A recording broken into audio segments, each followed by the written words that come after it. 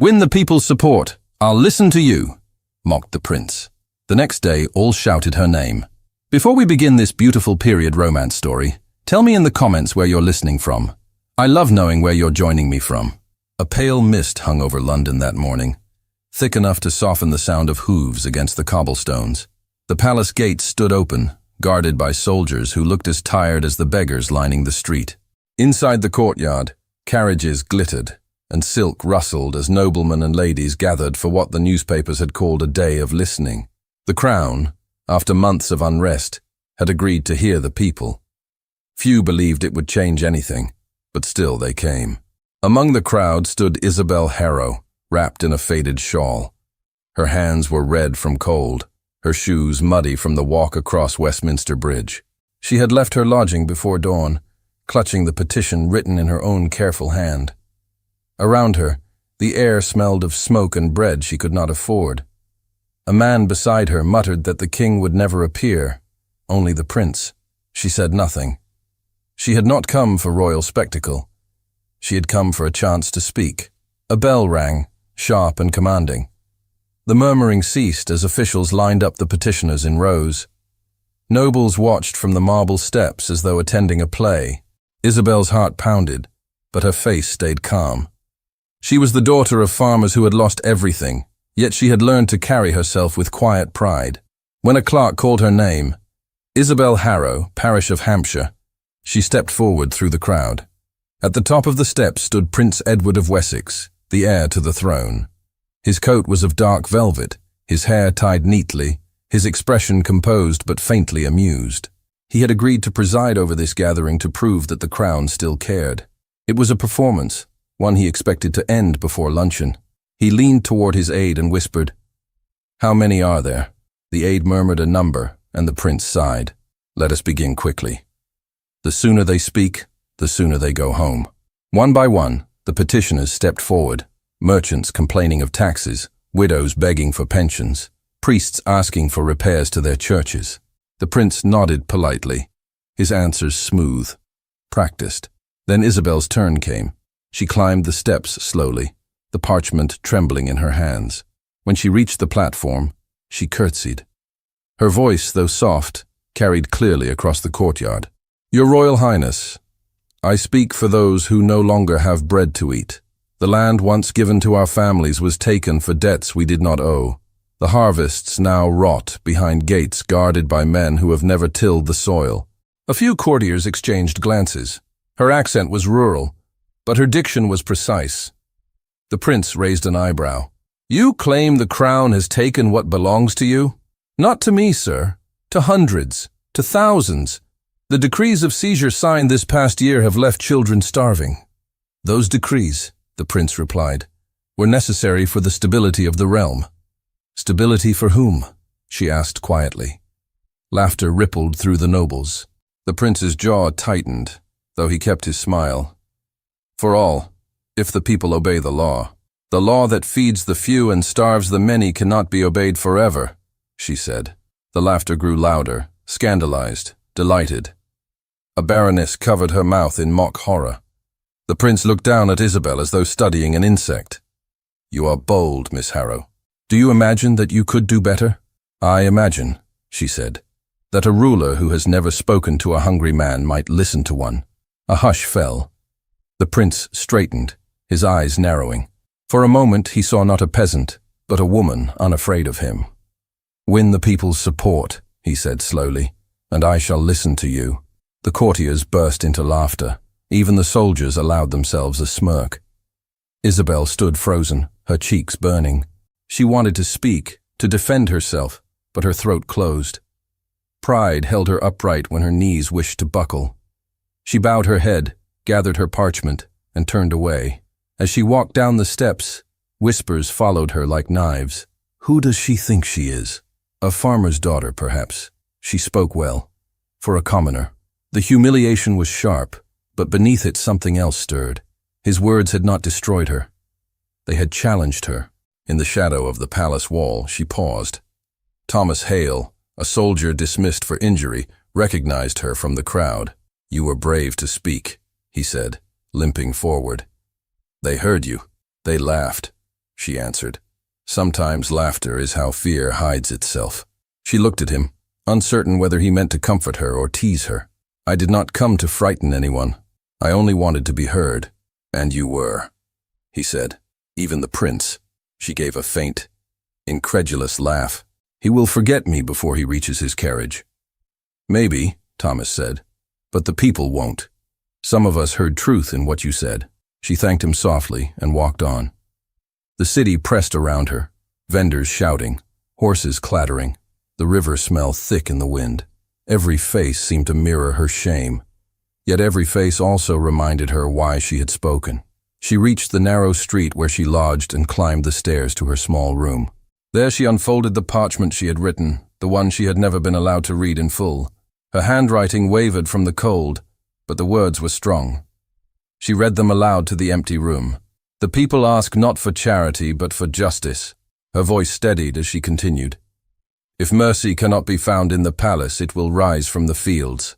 Her landlord knocked, reminding her that the rent was due. She promised to pay and closed the door.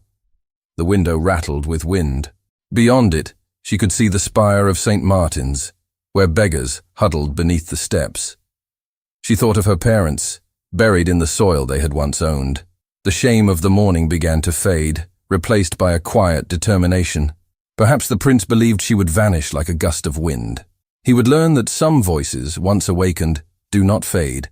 That evening she went to the market square, where groups of laborers warmed themselves around a fire. She greeted them with the courtesy of one who saw them as equal. "Did you hear what happened at the palace today?" she asked. They shook their heads, wary. "A woman spoke," one said. "They say she angered the prince. She only told the truth," Isabel replied. The men exchanged glances, curious. One of them asked, "Were you there?" "I was," she said. "And I saw how they laughed at the hunger of honest men." A silence followed. The crackle of fire filled the air. Then someone muttered, "If only we could speak as you do." She smiled faintly. "You can, you must. The prince believes no one listens to the poor, but he is wrong. You listen to each other. That is where change begins." Her words lingered long after she left. She walked home under the dim lamps, the sound of the city soft around her. In her chest, the humiliation began to turn into resolve. The next morning, London woke to grey rain. Inside the palace, Prince Edward broke his fast with little appetite. The memory of the girl's voice troubled him more than he wished to admit. His aide poured him tea and said, "The meeting went well, Your Highness. The crowd was satisfied." "Was it?" Edward asked, staring at the window. They were grateful to be heard. He gave a small laugh.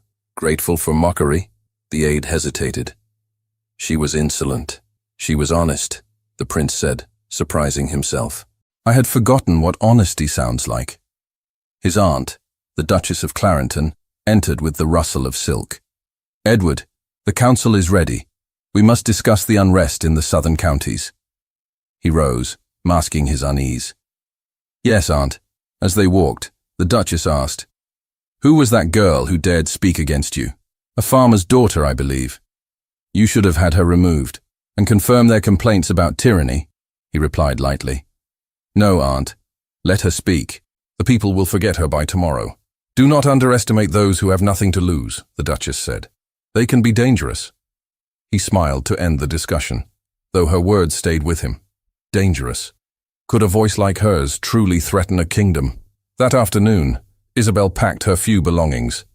She had received a letter from her cousin in Hampshire, describing how families were being forced from their cottages. Her heart ached as she read. The decision came swiftly. She would return home and speak to them herself. Perhaps she could help them organize petitions, or at least bring their grievances to those who still had a conscience in London. Before leaving, she stopped by the chapel on the corner of Bow Street. The priest there had known her since childhood. "You look troubled," he said when she entered. "I failed, Father." I spoke, but they laughed. "Then you spoke truth," he said gently. "Laughter is the shield of the proud. Do not let it silence you. I do not wish to fight them." "Then teach them," he said. "Even a prince can learn." His words followed her as she boarded a wagon heading south. The city faded behind her, the towers dissolving into mist. Along the road, She saw fields lying fallow, cottages boarded, children watching strangers with hollow eyes. Each sight deepened her resolve. She would not return until she had earned the right to be heard. Back in London, the prince attended to court duties, though his mind drifted. During a meeting, one minister spoke of growing unrest in the countryside. "There are gatherings," he said. "A woman speaks at them. Her words are spreading faster than we can silence them." "A woman?" Edward asked, pretending disinterest. "They call her Isabel Harrow." He kept his tone calm. "A familiar name." "Yes, Your Highness. The same who addressed you last week." The room fell silent. The minister continued, "She has influence among the farmers. It would be wise to monitor her." Edward looked out the window at the restless city below. "Do nothing yet. Let us see what she truly wants." That night, alone in his chamber, he remembered the way she had looked at him, not with hatred, but disappointment. It was a look he had not seen before, one that made him question himself. He wondered what she was doing at that moment, and whether she still thought of the challenge he had thrown at her. Along the road south, Isabel sat beside the driver of the wagon, watching the sky darken. The wind carried the smell of smoke from distant hearths. She thought of her parents' graves and the land that no longer belonged to them. She thought of the prince's laughter. "Win the people's support," he had said. The words echoed like a dare she could not ignore. When the wagon stopped for the night at an inn, she thanked the driver and stepped down. Inside, travelers spoke of the crown's indifference and the hunger spreading through the villages. She listened quietly, then asked, "If someone were to speak for you, would you listen?" An old man by the fire looked up. "Speak what?" "We've heard promises before." "Not promises," she said. "Truth." The man studied her, then nodded. "If it is truth, we would listen." She smiled faintly. "Then perhaps it is time someone spoke." By the time she reached Hampshire 2 days later, word of her had begun to move ahead of her like wind before a storm. The farmers who remembered her father greeted her with cautious respect. They told her of the fields sold to noblemen, the barns emptied, the debts called in with cruelty. She listened to every story, her anger tempered by patience. She spoke little, but when she did, her words gave hope. That evening, as she walked through the ruined orchard of her childhood, she looked up at the cold stars and whispered, "You will hear us, Your Highness. One day, you will listen." In London, the prince stood by his window, gazing at the fog that rolled over the Thames. His aide approached. "The woman you mocked," he said hesitantly. "She has gone south. Some say she is stirring the villages." The prince did not turn. "Let her stir them. Perhaps they need it." "Shall I send word to the magistrates?" "No," the prince said quietly. "For now, we watch." He remained there long after his aide had gone, the sound of the city fading beneath the hum of the river. At last he whispered to himself, "She will not succeed. Yet why do I hope she does?" The first morning in Hampshire broke with a grey sky and a thin fog that rolled over the empty fields. Isabel woke in the small room her cousin had given her, listening to the quiet of a village that no longer stirred with life. Where she remembered children's laughter and the rhythm of carts on the road, there was now only silence. She wrapped her shawl tighter and went outside. The air smelled of damp earth and neglect. Her cousin, a thin woman named Margaret, met her by the well. "You've returned to see ruins," she said softly. "The land was sold. The men who stayed now work for pennies on what once was theirs." Isabel nodded. "Then we must remind them it was once theirs." Margaret sighed. "You think words can mend hunger? They can awaken dignity," Isabel said. "That is where change begins." She spent the day walking from house to house, greeting people who remembered her as a child. Many were reluctant to speak. Some closed their doors politely, afraid of attracting notice from the magistrate. But a few listened. They told her about families driven to London to beg, about the taxes that rose as wages fell. She took notes, each story fueling her resolve. At dusk, she went to the old church. The roof leaked and ivy crawled across the stones, but the benches still stood. She lit a small candle and waited. Slowly, figures appeared at the door. Women holding children, old men leaning on sticks. young laborers with tired faces. They filled the pews without a word. "I did not come to complain," Isabel began. "I came to remember. Once we worked this land with pride. Now it is taken, and we are told to be grateful for the crumbs that fall. But I tell you this, our silence feeds their power." The people exchanged uneasy glances. One man said, "If we speak, they'll call it rebellion." "It is not rebellion to speak the truth," Isabel said. "It is courage." An old widow rose. "And what good will courage do against a noble's seal?" "None," Isabel admitted, "unless courage spreads. If each of you speaks to one neighbor, and that neighbor to another, the truth will move faster than any decree." Her words hung in the air like a spark in dry grass. The people murmured, some uncertain, some inspired. By the time she finished, they left in silence, but their eyes were no longer lifeless. The next morning, Margaret told her that 3 villagers had gone to speak to others in nearby hamlets. Isabel smiled. "It begins." Within weeks, her gatherings grew. They met in barns, in fields, by riverbanks. She never raised her voice, but her calm conviction gave her words weight. Even those who feared punishment came to listen. They called her the woman with the steady eyes. She taught them to write petitions, to sign their names with pride. One evening, a group of young men brought an injured soldier to her, a man limping on one leg, his coat torn. It was Thomas Hale. He greeted her with a weary smile. "You remember me, Miss Harrow? The soldier from the courtyard." "I remember," she said, helping him sit. "You spoke of fear hiding behind laughter." "And I was right, wasn't I?"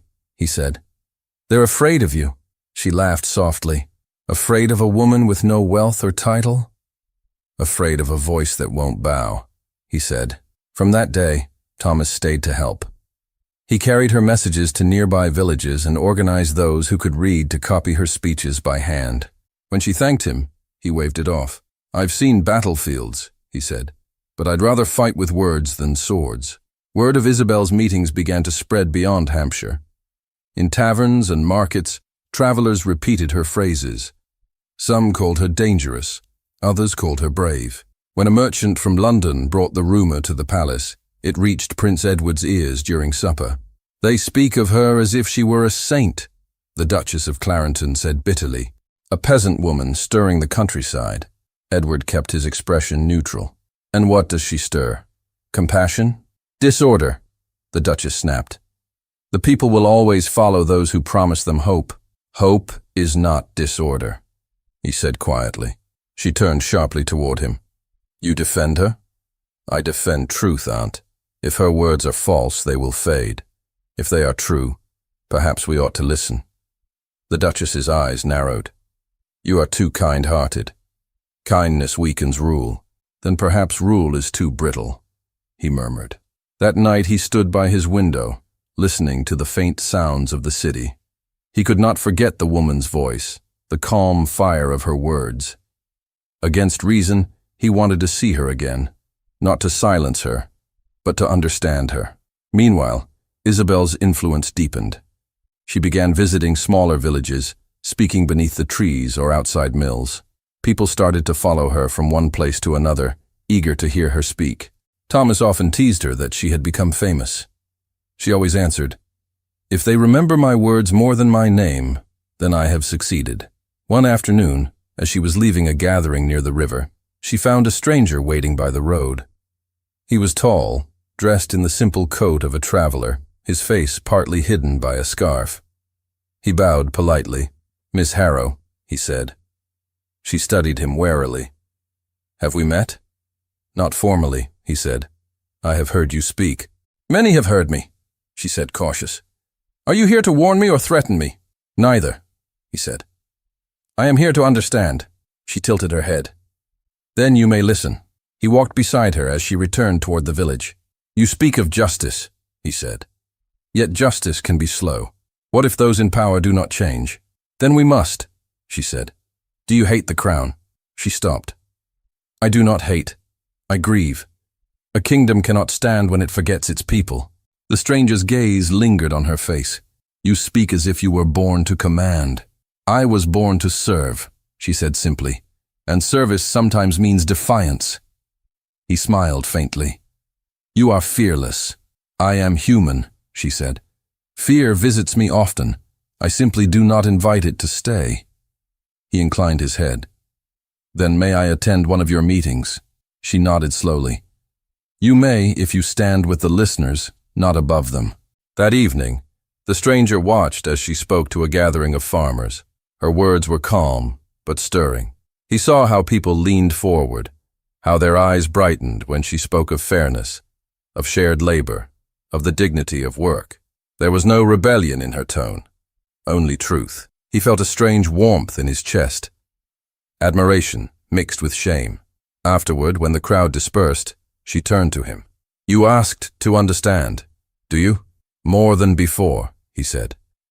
But not enough. She studied him for a moment, then said, You carry yourself like a man accustomed to command. What is your name? He hesitated, then said, Edward. She frowned. A common name for an uncommon bearing. It serves me well enough. She accepted the answer with a small nod. Then, Edward, if you wish to understand further, return tomorrow. There is more to hear. He bowed again. If you permit it, I will. When he left, Thomas approached her. Who was that man? A listener, she said. His boots were not made for fields, Thomas said. He is no farmer. Perhaps not, she said. But even nobles may need to listen. The next day, the stranger returned. He helped carry benches for the gathering, speaking little.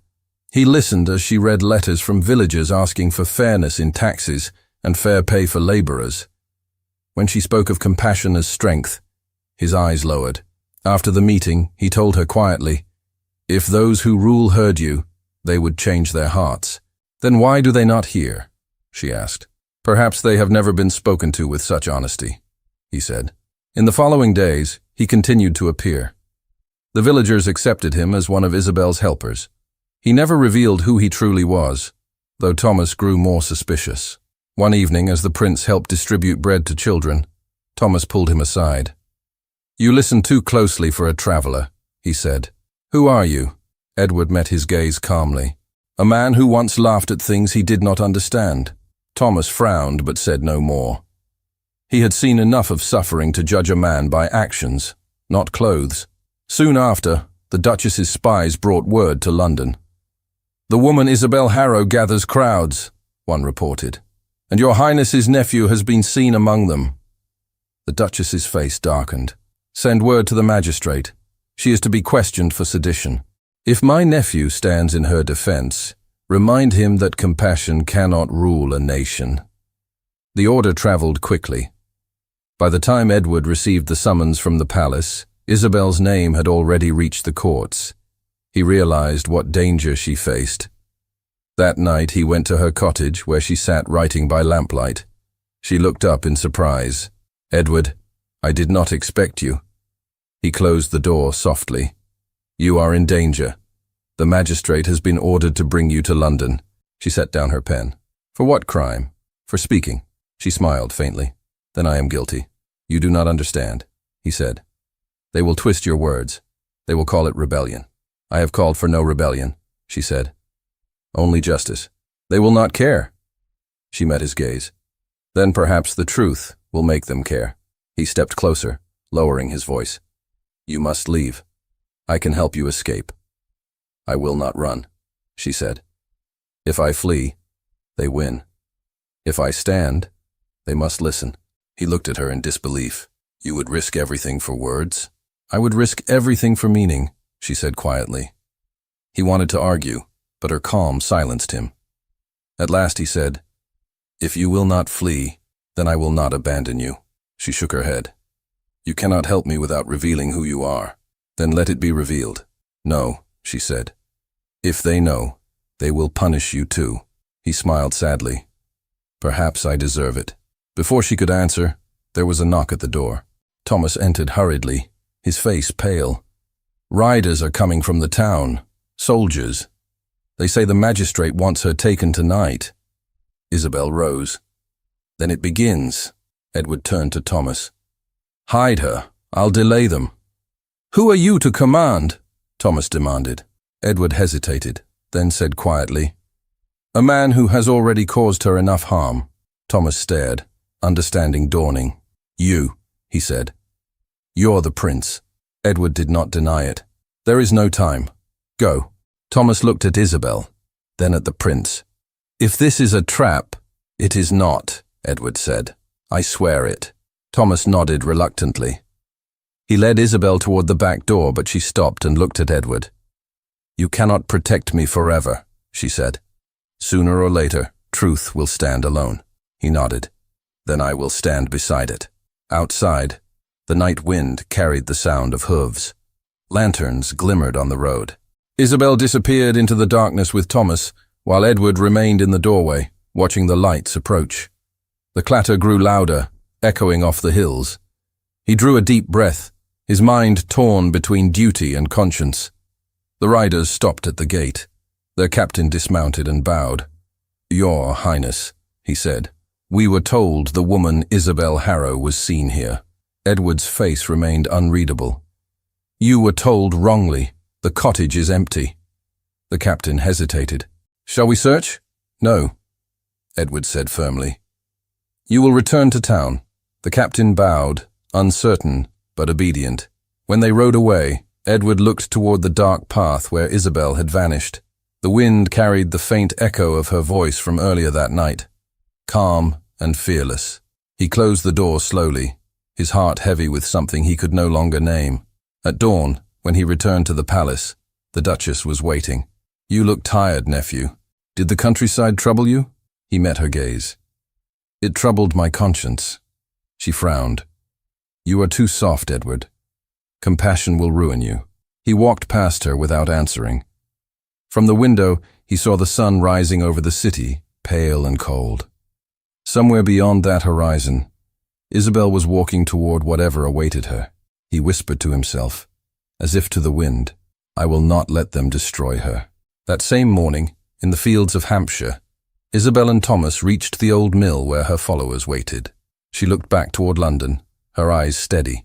"They will come for us soon," she said. Thomas nodded. "Then what do we do?" "We speak louder," she answered. "Let every village hear before they silence us." And as the first light of day spread across the hills, a new sound rose with it.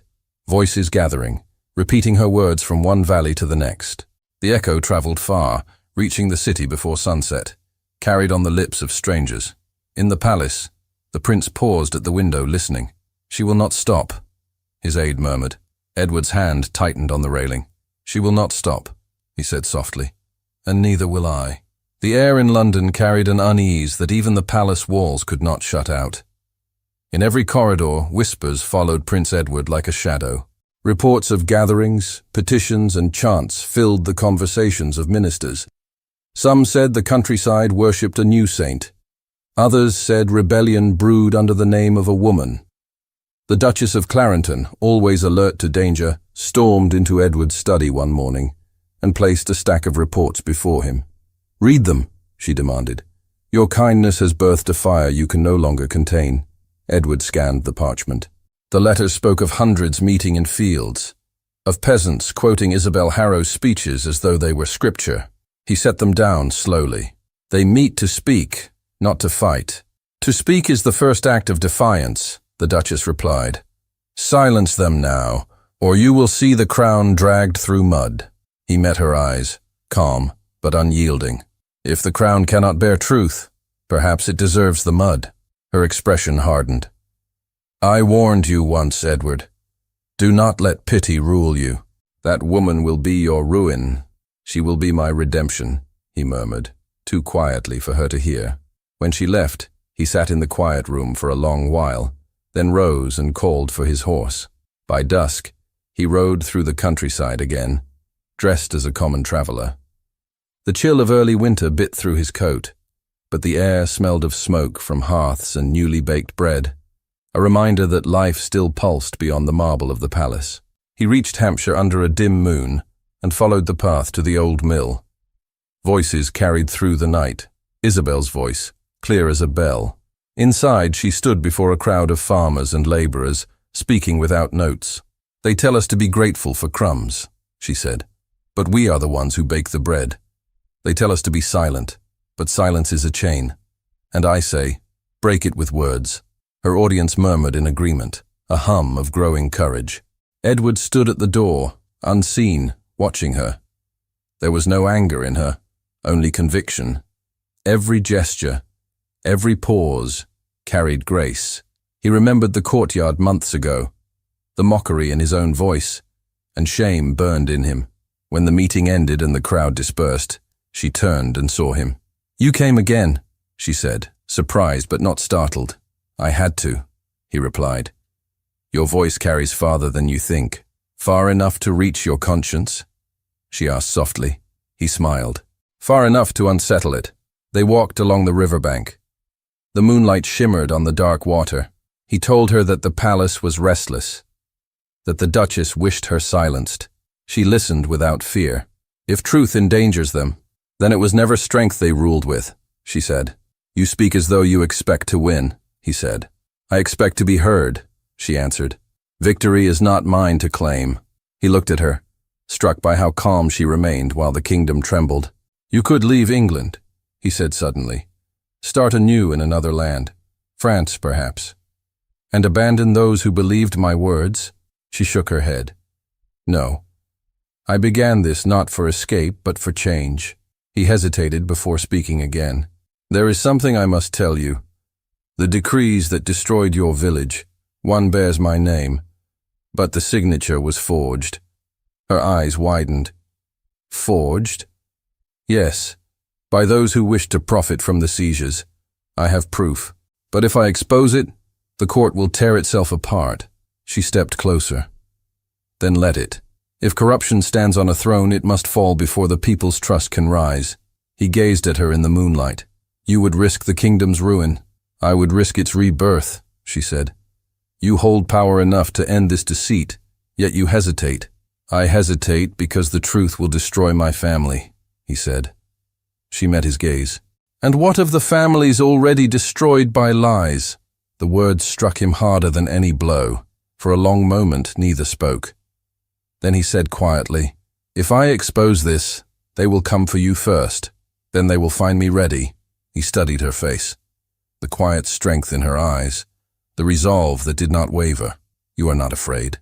"Every day," she said. "But fear has never stopped me, and it will not stop you." He wanted to answer, but footsteps echoed from the road. Thomas appeared, breathless. "They're coming," he said. "The magistrate's men. They've orders to arrest her tonight." Isabel's eyes lifted to Edward's. "Then it begins." "No," he said firmly. "It will end, if I can reach the city before them." She caught his hand briefly. "Whatever happens, do not let them twist the truth." "I won't," he said. "But promise me you'll be careful." "I promise nothing," she said, smiling faintly. "Promises bind the living. Truth binds the soul." He left before dawn, riding hard toward London. Behind him, the wind carried her words like a vow. The next day, the city buzzed with news. A woman was to be tried for inciting unrest. Edward reached the palace in time to see soldiers preparing the great hall. The Duchess met him at the entrance, her face cold with triumph. "You are just in time," she said. "Your peasant friend has been found." He froze. "Found? She was arrested this morning. She will stand before the council at noon." He stepped closer, lowering his voice. "You knew before I arrived." "Of course," she said. "You underestimate my reach. You underestimate my will," he said, pushing past her. The Duchess called after him. "If you stand beside her, you stand against the crown." He didn't answer. By the time he reached the hall, Isabel was already there, surrounded by guards. Her hands were bound, but her head was high. The crowd of nobles murmured with curiosity, eager for scandal. The magistrate, seated at the dais, announced the charges: sedition, defamation of the crown, unlawful gatherings. Isabel listened in silence. When asked to speak, she stepped forward. "I have not defied the crown," she said, her voice steady. "I have reminded it of its duty. If truth is rebellion, then we are ruled by deceit." The magistrate frowned. You speak boldly for a woman in chains. Chains cannot silence truth, she said. The crowd whispered, uneasy. The Duchess, seated near the throne, leaned toward a courtier and whispered, "Let her hang herself with her own eloquence." Edward entered quietly, his presence drawing every eye. The magistrate rose and bowed. "Your Highness, we did not expect—" "Continue," Edward said curtly, taking a seat at the edge of the dais. Isabel's eyes met his briefly. She said nothing, but a flicker of understanding passed between them.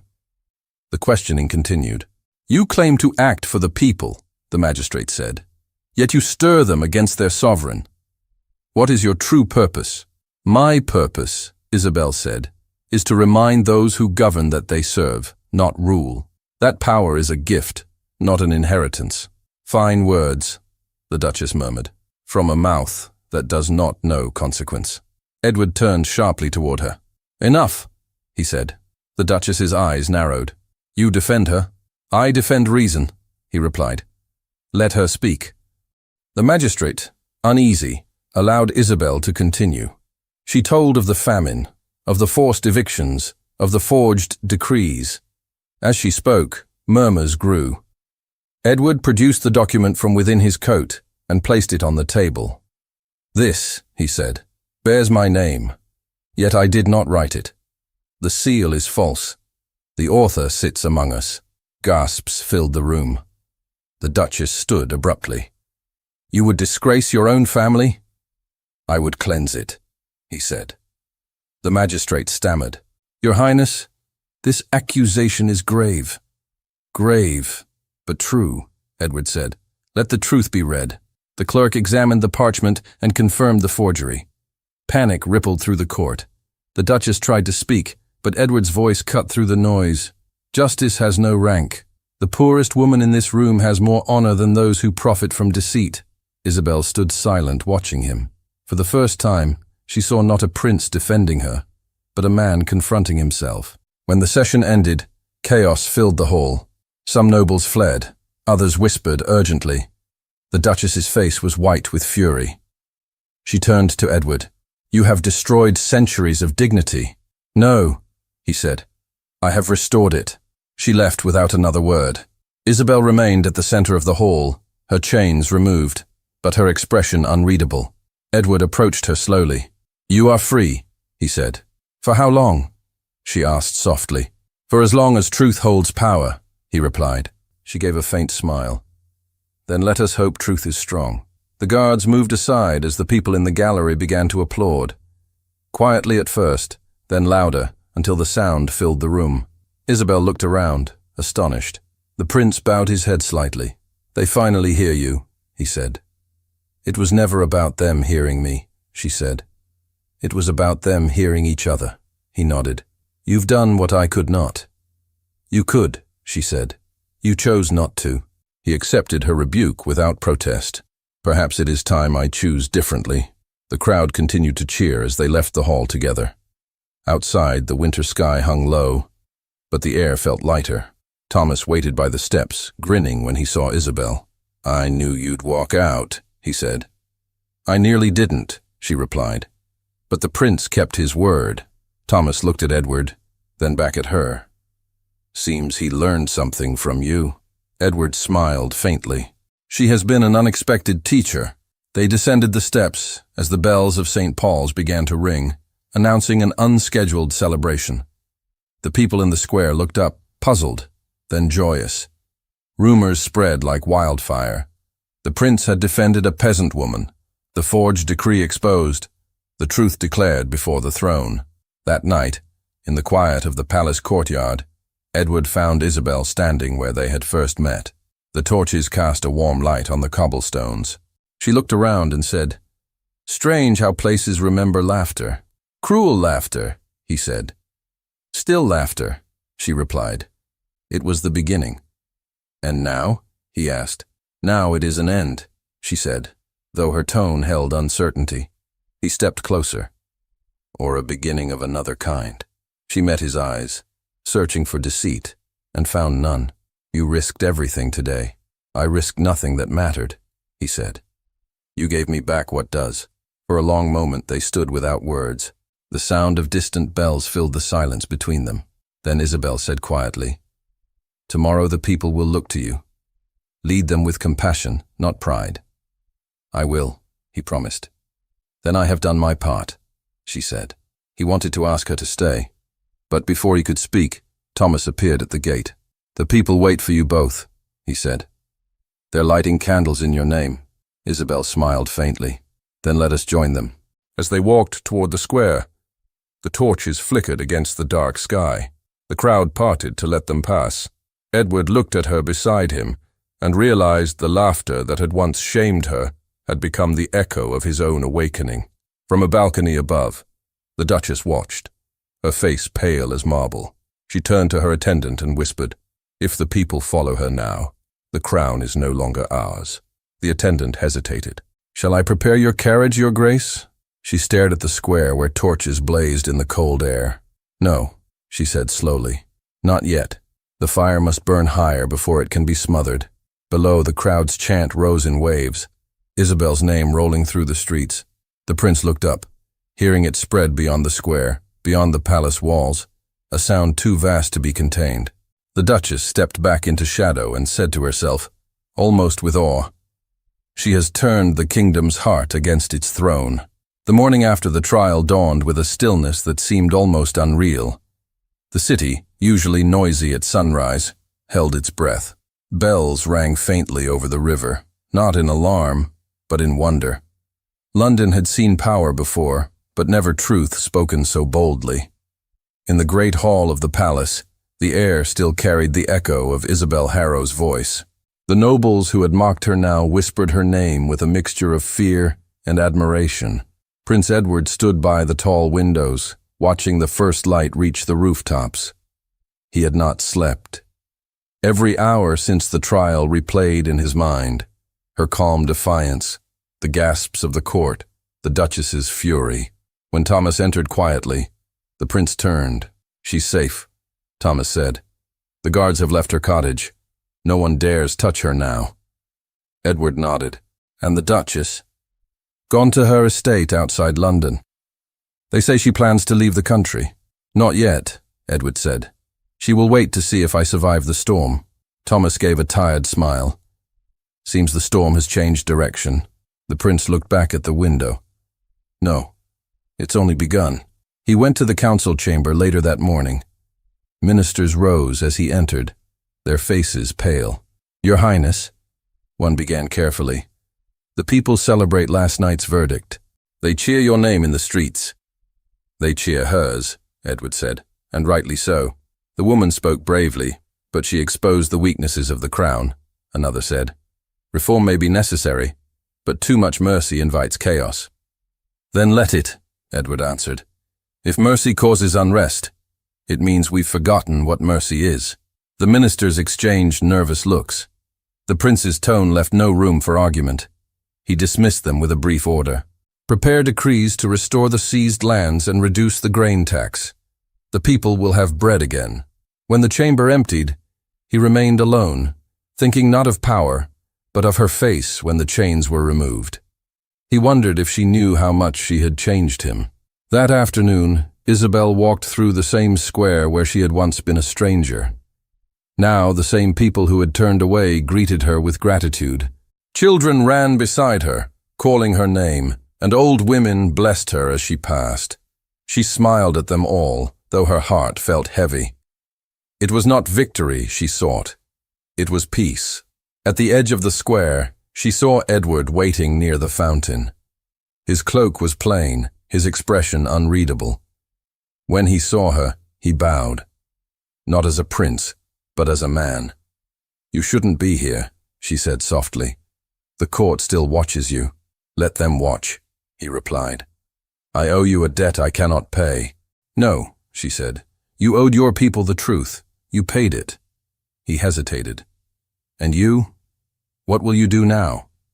"I will return to Hampshire," she said. "The work is there. The people need guidance." He stepped closer. "And what of me?" She looked up at him. "You are the prince. They need you too." "I meant," he said quietly. "What do I mean to you?" Her breath caught for a moment. You were my adversary, then my ally. Perhaps now, my hope. He smiled faintly. That is more than I deserve. A messenger interrupted, bowing deeply. Your Highness, the council requests your presence.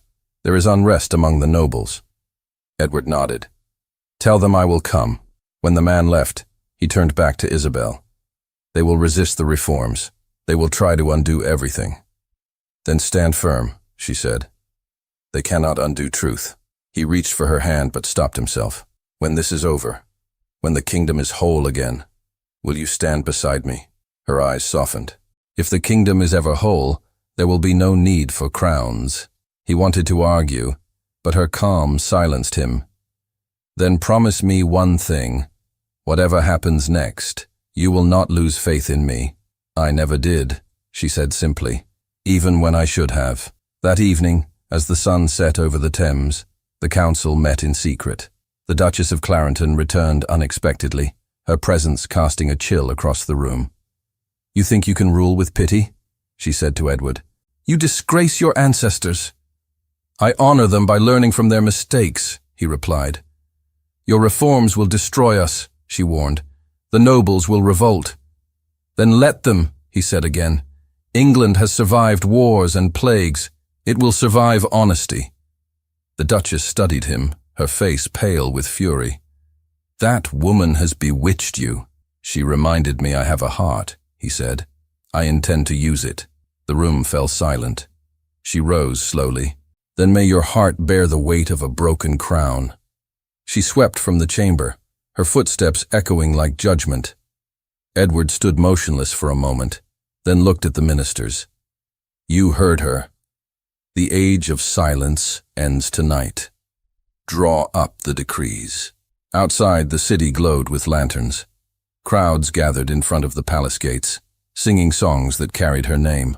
Isabel watched from a distance, her cloak pulled tight. She had come not to be seen, but to witness. Thomas joined her, holding a folded paper. Word travels fast, he said. The prince's new law restores the farms. He's ordered bread to be distributed at half cost. She smiled faintly. He keeps his word. Thomas looked at her carefully. You love him, don't you? She didn't answer at once. I love what he could become. A ruler who listens. That's not what I asked, Thomas said gently. She turned toward the lights of the palace. I don't know what I feel, she said. I only know that my heart no longer belongs to anger. Later that night, Edward stood alone on the balcony, looking down at the crowds. The wind carried their voices upward, a tide of hope he had never known. When he turned, Isabel was there. The guards had not stopped her. Perhaps they no longer dared. I thought you would be with your people, he said. They are yours now too, she replied. I came to see what you would do with them. He gestured toward the city. I will give them back what was stolen. And what of yourself? She asked. Will you give yourself back to your own soul? He looked at her steadily. Only if you ask it. Her lips parted, but before she could speak, thunder rolled over the city. The first drops of rain fell, soft and cold. She laughed quietly. Even the sky weeps for change. He smiled, the sound of her laughter breaking the weight in his chest. Then let the rain wash away what we were. They stood together as the rain poured, the streets below shimmering with light. When he reached for her hand, she did not pull away. For the first time, there was no distance between them, not of title, not of fear. The next morning, London woke transformed. The decrees were posted at every corner, land restored, taxes lowered, penalties lifted. People read them aloud, scarcely believing. Farmers wept openly in the markets. Women blessed the prince's name.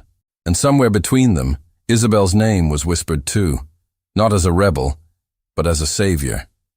In the palace, the ministers bowed reluctantly to Edward's decisions. The Duchess's departure became official. Her carriage rolled through the gates at noon, her face hidden behind lace. As she passed the cheering crowds, she said to her coachman, "Let them have their joy. It will fade." But even she knew her words sounded hollow. By afternoon, Edward called Isabel to the palace gardens. The air smelled of wet roses and new earth. "It's done," he said quietly. The council has signed the decrees. England begins anew. She nodded. You've done what few dared. We did it, he corrected. Without you, I'd still be blind. She looked away. I only reminded you to see. He took a step closer. And now that I see, I cannot forget you. Her heart raced, but she kept her tone calm. You are a prince. Your world is bound by duty. My duty, he said, is to truth, and you are its voice. Then let truth guide you, not affection, she whispered. He smiled faintly. What if they are the same? Before she could reply, Thomas approached with urgent news. Your Highness, the people are gathering again, not in anger, but in gratitude. They asked to see you both. They say they wish to thank their prince and the woman who changed him. Edward looked at Isabel. Will you stand beside me once more? She hesitated, then nodded. For them. They walked together to the balcony overlooking the square. Below, thousands of faces turned upward. Edward spoke first, his voice carrying clearly. My people, today we begin not with decree or crown, but with understanding. You have taught me that power is nothing without compassion. He turned to Isabel. She looked out at the crowd, her heart full. And I have learned, she said, that even a single voice, when joined by others, becomes a chorus that cannot be silenced. The crowd erupted in cheers. The prince turned to her. You've won them. She smiled. No, they've won themselves. The bells rang again, louder this time. Edward took her hand, raising it before the people. Their voices rose like a tide, chanting her name until the very air seemed to tremble. In that sound, she heard not praise, but freedom, the awakening of a nation. When the cheering faded, Edward leaned closer. Stay, he whispered. Help me build the kingdom they deserve. She looked at him, torn between heart and duty. If I stay, it must be as myself, not as a shadow beside a throne. Then be my light, he said softly. The words hung between them, fragile and real. She lowered her gaze. Let us see what tomorrow brings. That night, as darkness fell, the city glowed with candlelight. Windows flickered, bridges shimmered, and voices sang in the distance. Isabel returned to her modest cottage, exhausted but at peace. She lit a single candle on the windowsill, a quiet symbol of hope. Outside, the rain began again, soft and steady. In the palace, Edward walked the silent halls. Every portrait of his ancestors seemed to watch him with judgment and curiosity. He paused before the window overlooking the city and saw her candle burning faintly in the distance. It was the smallest light in London, yet the only one he noticed. Thomas entered quietly behind him. The people rest easy tonight, Your Highness. You've done what they never thought possible. Edward nodded. It wasn't me. Maybe not, Thomas said. But they'll remember you both. Edward smiled faintly. Then let them remember her first. The clock struck midnight. For the first time in years, the prince felt the weight of his crown lift. He stood by the window until dawn, watching the single flame that did not fade. When the sun finally rose, its light touched the palace and the cottages alike, making no distinction between prince and peasant. The city stirred, and somewhere a voice began to sing a simple melody that others joined until it filled the morning air. Edward turned from the window and said softly, as if speaking to the wind, Tomorrow begins now. Morning light broke over the city like a quiet blessing. The air was cool, and the bells of St. Paul's rang a melody that carried through every street and alley. For the first time in years, London felt at peace. Market stalls opened early, laughter replaced complaints, and bread, fresh and plentiful, was sold without guards watching over it. The reforms had taken effect. The people had food, hope, and faith again. Isabel woke to the sound of those bells. Her small cottage stood near the edge of the city, where the river curved like a ribbon of silver. The windows glowed with morning sun, and on the table beside her lay a letter sealed with the royal crest. She had not opened it. For 3 days it had waited there, untouched, because she knew what it said. Thomas entered, carrying a basket of fruit. The city is singing again, he said. The prince's decrees have reached even the outer parishes. They say your name in the same breath as his. She smiled faintly. That is not why we spoke. I know, he said, placing the basket down. But they see you both as the heart of this new England. He will want you beside him." She looked at the letter. "He already asked. The night of the decrees. I told him I would think on it." Thomas leaned against the table. "And have you?" She touched the letter but did not break the seal. "He was a prince who learned to listen. I was a woman who learned to forgive. Perhaps that is enough." "Forgiveness is not farewell," Thomas said gently. "Go to him, Isabel. The people will understand." Before she could answer, the sound of hooves echoed outside. A carriage stopped before the cottage. Through the window, she saw royal guards waiting with banners of white and gold. Her heart quickened. Thomas smiled knowingly. "Seems the prince has grown impatient." The door opened, and a familiar voice spoke. "You told me to lead with compassion, Miss Harrow. I thought it best to begin with honesty." She turned. Prince Edward stood there, dressed not in velvet or gold, but in a simple dark coat. He looked older, calmer, his eyes brighter than she remembered. "You should not have come," she said softly. "I could not wait another day," he replied. "I have waited long enough for everything else." She tried to find words, but none came. He stepped forward. "London rejoices, but I cannot rejoice without you. Every change we made began with your courage. Every step I take now bears your shadow, and still, you keep your distance." "I am no longer a part of your world," she said. "You are a prince. You are the voice that taught me to be human," he said, interrupting her. "Without you, I would still be deaf to my own heart." The silence that followed was tender and fragile. Outside, the people's songs carried faintly through the air, a melody that felt like memory. Isabel drew a slow breath. "The kingdom needs you. I will not be the reason it falters." "The kingdom stands because of you," he said, "and it will not falter if you stand beside me." Thomas, sensing what must be private, bowed and slipped outside, closing the door quietly. Edward stepped closer until only a breath separated them. "You once told me that power should serve. Let me serve this kingdom with you. Not as ruler and subject, but as two who believe in the same truth." She looked at him, her eyes shining with unshed tears. "You speak of truth, yet the world will never accept me as your equal." "Then let the world learn," he said. "They learned to listen to you. They can learn to honor you." Her voice trembled. "And if they do not, then I will listen louder," he said simply. The words undid her. All the restraint she had held for months broke like ice under sunlight. She reached for his hand. "You cannot know what this means," he smiled. "Then tell me." She did not answer. Instead, she let silence speak for her. Their joined hands said more than words could. The same man who had once mocked her now stood humbled, and the same woman who had once bowed her head now lifted it without fear. Later, they walked together through the streets. People stopped and bowed, not because of his title, but because of what they represented. Change that had come without blood, hope that had risen from humiliation. Isabel spoke to vendors, to mothers, to children who ran beside her carriage. Edward watched her, realizing that every gesture she made carried warmth he could never command. At the gates of the palace, the guards saluted. The Duchess's banners were gone, replaced with white lilies tied to the ironwork. Edward offered Isabel his arm. "This time," he said, "you will not walk these steps alone." She hesitated, remembering the courtyard where laughter once cut her to the bone. The memory flickered through her mind, his cruel smile, the jeers of the courtiers, her own trembling voice. But now the courtyard was filled not with mockery, but with cheers. The same nobles who had laughed now applauded as she passed. Edward leaned closer. "Do you see, Isabel? You did win the people's support, and I listened."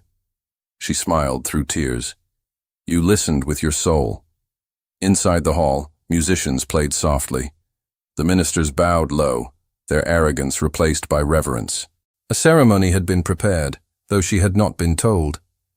At the center stood a small table bearing 2 golden rings. "What is this?" she whispered. Edward turned to her. "The council insisted on a symbol of unity between ruler and people. I insisted it be real. Isabel Harrow, will you stand beside me? Not as servant, not as subject, but as my companion, my heart, my equal. Her breath caught. The hall fell silent. She looked at him, then at the gathered faces, then back again. Do you mean this, Edward? Before all who would judge you? Especially before them, he said. Let them see what love looks like when it bows to no title. The hall waited. The silence stretched until she smiled, radiant and certain. Then yes, I will stand beside you. A murmur swept through the room, turning into applause. The bells outside began to ring again, louder than before. Edward took her hand and slid the ring onto her finger. She did the same for him, her hand steady. The court, once cruel, now wept openly. Thomas, standing among the guests, whispered to himself, "She has done it. She has changed them all." After the vows, they stepped out onto the palace balcony. Below, the entire city filled the square. Merchants, farmers, children, soldiers, all looking up. The moment was like sunlight after endless rain. Edward raised his voice. "My people, today you see not a prince and a peasant, but two hearts, joined by truth. Let this day remind us that compassion, once spoken, can heal a kingdom." The crowd roared in approval. Isabel stepped forward, her voice clear. "We began with hunger and silence. Let us end with hope and song." From somewhere in the crowd, music began. A simple tune carried by fiddles and flutes. The melody spread until thousands of voices joined in. Edward turned to her. "Do you hear them? They sing not for me," she said. "They sing for themselves." "Then let us listen," he said. They stood together, their hands entwined, as the voices rose higher and higher, echoing through every street and tower. For that moment, London belonged to no class, no title, only to unity. When the music faded, Edward leaned close. "Do you remember the words I once said to you? Win the people's support, and I shall listen." She laughed softly. "I remember. Well," he said. "You won them, Isabel. And now I will listen for the rest of my life." Tears glimmered in her eyes, but her smile was bright. "Then let our life be the answer." He kissed her hand, then her forehead, with reverence more than passion, though the warmth between them made her heart tremble. "No more distance," he said. "No more silence." She nodded. "Only truth." That evening, the palace gardens glowed with lanterns. The people were invited to celebrate with the royal household, an unheard-of gesture that filled the night with laughter and song. Farmers danced beside courtiers. Children chased each other through the lawns. Isabel walked among them, speaking to all as if she were one of them, which she was. Edward watched her from the steps, his heart full. Thomas approached him, grinning. "You've done it, Your Highness. You've married England herself." Edward laughed. "Then may she never leave me." As night deepened, Isabel joined him on the steps. "You look tired," she teased. "Happy men do not tire," he said. "They dream while awake," she smiled. "Then dream with me." He took her hand and led her through the garden. The guests parted as they passed. Under the great oak tree, where the lanterns swayed gently in the breeze, he stopped. "This is where I first realized I loved you," he said. "The night I thought I was losing you." "I never left," she whispered. "You only had to open your heart." He brushed a loose strand of hair from her face. "I will spend my life keeping it open." The world around them softened to murmurs and music. The stars reflected in the small lake nearby. She leaned into him, feeling his breath steady against her hair. "Edward," she said quietly, "if I could speak to that girl who once stood before you in the courtyard, I would tell her not to bow." He smiled. "And what would she tell me?" "To listen," she said. He laughed under his breath. Then we both learned our lesson. They fell silent again, content in the closeness that needed no words. The garden lights shimmered, and the scent of jasmine drifted through the air. As the night reached its quietest hour, a soft wind stirred the leaves, carrying the faint echo of distant cheers. London still celebrated, but within the palace grounds there was only stillness, the peace of two souls that had finally found each other. Edward lifted her hand to his heart. "You once gave me courage without knowing it. Now let me give you promise. What promise? She asked. That I will never forget who taught me to be worthy of love. Her eyes glistened. And I will never forget the prince who learned to be kind. He drew her close, their foreheads touching, their hearts steady and free. We began in humiliation, he said, his voice low, and end in grace. She smiled. No, Edward. We begin now. At that he kissed her, not as a prince claiming a prize, but as a man finally at peace. Around them the lanterns flickered, and somewhere in the city below a new dawn began to rise. And in that dawn, a single name echoed through every street, not shouted in defiance, but spoken with love. Isabel. Thank you so much for listening to this story all the way to the end. We hope it moved you as much as it moved us while telling it. We'd love to hear your thoughts. Leave us a comment telling us where you're listening from and what you liked the most. Rate this story from 0 to 10. What score would you give it? If you enjoyed this story, don't forget to subscribe to the channel and leave a like as a show of support. That really motivates us to keep creating and sharing more stories full of emotion and life lessons. And before we go, we want to remind you that an exciting and heartwarming story recommendation will appear on the final screen. If you'd like to enjoy it, just click on the video. Thank you once again for being here, and we'll see you in the next story.